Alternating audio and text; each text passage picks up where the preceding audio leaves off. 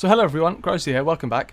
Today we've got our 2020 mintage figure video. Now I have just recorded this video, but my microphone wasn't on, so I'm going to be repeating myself for the next 10 minutes or so, but at least I've had a practice at this, I suppose. And as you would have seen by the title, it's not really anything too much to be excited about, it's more of a disappointment to be honest. So let's get into that, and I'm just going to explain to everything. Brexit, we'll start with Brexit. 10 million and 1,000. I mean, it is whatever. We knew we were going to get a lot of Brexit, so I mean, that is what it is, whatever, that's fine. Diversity, 10,300,000, which is very surprising, to be honest with you. I wasn't expecting that many diversities. I think recently, actually, maybe we've been thinking to ourselves, potentially they could be higher, but yeah, whatever reason that might be, I don't know. I mean, you can kind of understand, obviously, you guys would have known what I thought about the coin when it first came out. That I've moved on with my life from there, but I can understand it's a coin that's trying to spread a message. It'd be ridiculous if it was a low mintage coin trying to spread a message. That wouldn't make any sense.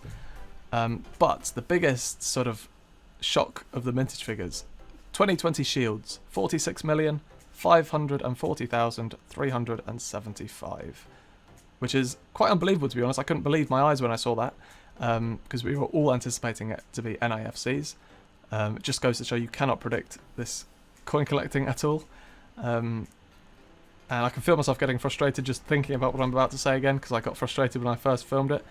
So bear with me. Hopefully you guys agree with what I'm saying, and we can hopefully have a bit of discussion about it as well. So yeah, obviously, diversities, Brexits, just cash them in, face value, bish bash bosh, done, dealt with. The shields, obviously 2020 shields, they're still in the long store, I reckon. I haven't seen them in circulation as of recording, obviously. But yeah, in terms of lots of people I know bought bunk 2020 shields hoping they'd rise in value. I did. I bought maybe 4 or 5 of them for about £10 each. Not even that, actually, maybe slightly less. I don't think I've necessarily lost my money. I can't see them going down in value. Even like 2015, 2017 shields that were circulated, their brilliant uncirculated ones are still slightly more than £10 maybe each. So I'm not too worried. Obviously it's disappointing they won't rise up in value, but I mean, it is what it is. And yeah, so I just want to put something in your mind as well. Let's talk about the mintage figures. I've got a whole bits and bobs listed that I want to sort of talk about in this video, now that my microphone's actually recording. So I'm repeating myself, but yeah. Obviously for you guys it's the first time.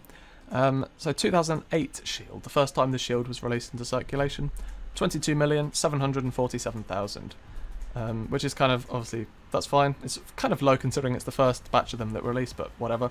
Obviously 2009, 10, 11 were not intended for circulation, likely allowing for the high mintage figure of Olympics, I think like 52 million Olympics or something. 2012, 32,330,000. And in 2013, 10,301,000 shields were circulated. 2014, 49 million and 1,000. And in 2015, there was around 59 million when you combine both portraits, the JC and ILB one. 2017 obviously was 1.8 million, so very low minted. And 2019, 122 million.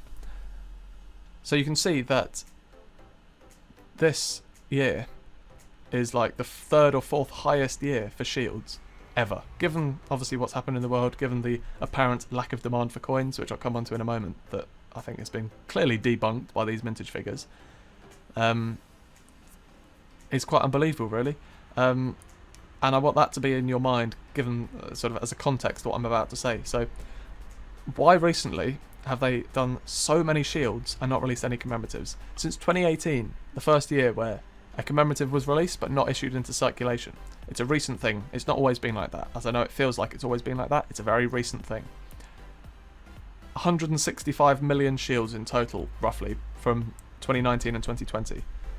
A time when probably we've had more commemoratives than ever that have been released in brilliant uncirculated only. Is that a money grab? Are they not releasing them because they want to make money from people buying them? Maybe, but I don't think that makes any sense, and I'll come on to that in just a moment. So let's talk about what coins could have been issued into circulation for 2019 and 2020. So for 2019, obviously, let's get Paddingtons and Sherlocks out of the way. They were released into circulation. Happy days, courtesy of Master Temple, happy days. That's fine. Love the fact that they were circulated. Brilliant. We had the 50 years of the 50p. The reissue of Kew Gardens, or the decimal day, not the decimal day, the D-Day one.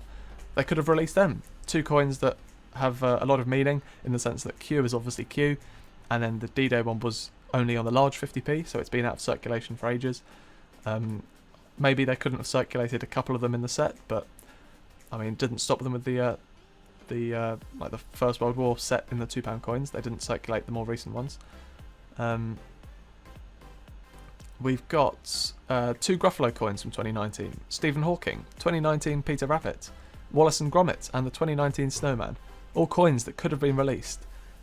Instead of 122 million shields, they could have done 100 million shields and then 22 million of all of those commemoratives, breaking them down however they liked. 2020, we saw, obviously the Team GB is a bit of an exception because that was cancelled anyway. We had a 3-coin dinosaur set, we had 2020 Peter Rabbit, we had Rosalind Franklin, we had 3-coin Winnie the Pooh set, and we had the 2020 Snowman as well. All coins that could have been released instead of 46 million 2020 shields. It just doesn't make sense. And obviously I understand that the shield is the definitive design and that has to be the one that's obviously predominantly in circulation. But still, 165 million shields from 2019 and 2020. Allow 30 million, 40 million of them to be those commemoratives. They don't have to be 25 million per commemorative like they did with Benjamin Bunny. Do like 3, 4, 5 million each. And at least we can find them. They're not unbelievably rare like Kew Gardens. But at least you can find them and not think, oh, it's just another Benjamin Bunny. And as I said, I understand the shields have to be highly minted, but they can still be highly minted. It just doesn't make sense.